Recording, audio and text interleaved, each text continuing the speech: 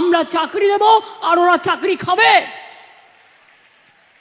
আমি পরিষ্কার বলছি, শিক্ষার্থীরা, শিক্ষক শিক্ষিকারা যারা বসে আছেন গতকাল থেকে, কেন বসে আছেন এই গরমের মধ্যে কষ্ট করে?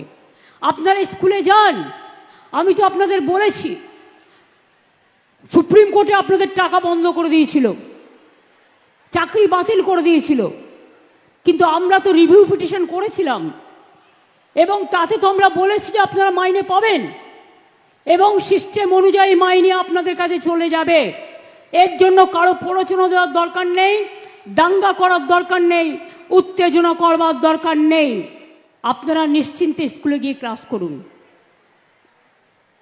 আপনাদের মাইনে নিয়ে ভাবতে হবে না। আইনের মধ্যে থেকেই রাজ্য সরকার আপনাদের কাজ করে দেবে।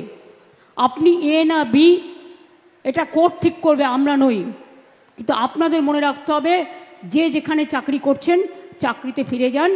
টাকা কিন্তু ওই যারা আপনাদের ওস্কাচ্ছে তারা দেবে না, মাইনে কিন্তু গভর্নমেন্ট দেবে।